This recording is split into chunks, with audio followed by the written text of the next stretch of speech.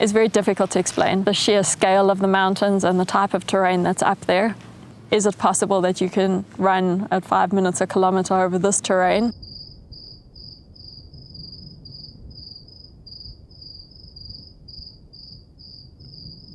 So I've gone from kind of counting down the seconds to kind of wanting a couple of extra hours. Pretty nervous. Suppose if I'm not ready now, I'm never going to be ready yet.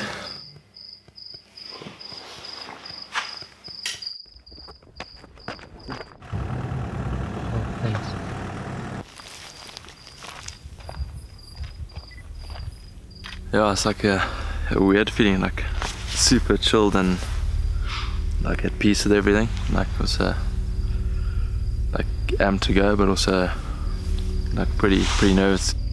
I know what I'm looking for out of this. We're going to be starting at 12 o'clock at night and going through that night, going through the whole day, and then the following night, and hopefully kind of finishing early evening the following evening. So it's mentally that's going to be a long time on your feet. 2, 1, go. Shot goes.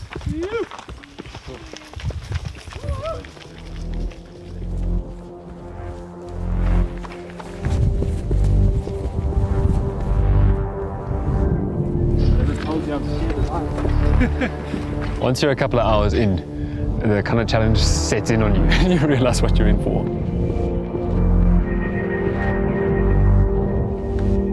With the tracker and the technology that we have today, we could get updates every 5 minutes and we could see their speed and their GPS coordinates.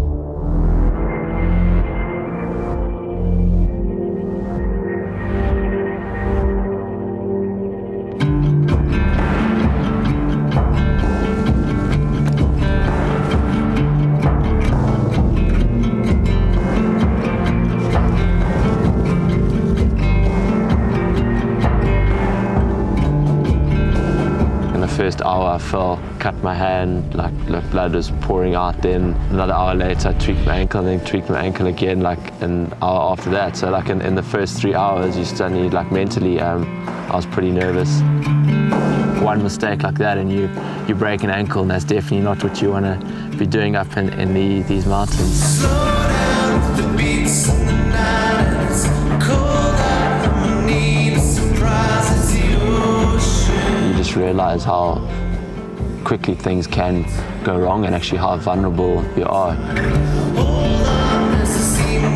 They're taking some risks, and I'm sure they know it, but I suppose they're backing their ability to get out of the berg using their speed. If weather does turn, or if something's wrong, they can kind of hot foot it out there. Most places on this Drakensberg route, if you want to go down, it takes you fastest about 6 hours to get to safety. So if you're in trouble, it's not, okay, let's quit and go home. It's, okay, there's still 6 hours hard hiking. Lucky with the weather, I think it's going to get quite hot today. It could be a little bit tricky, but rather the heat than the rain. Nice job.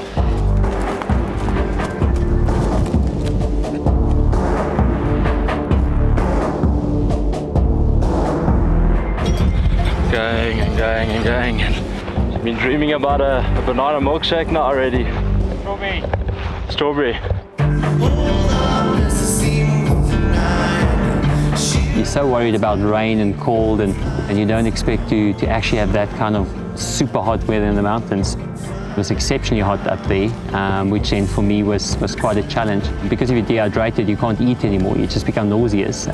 Because you can't eat, then you start losing energy. And I think the biggest thing is the moment you realize, okay, there's a bit of a challenge here, then mentally you also start facing some demons.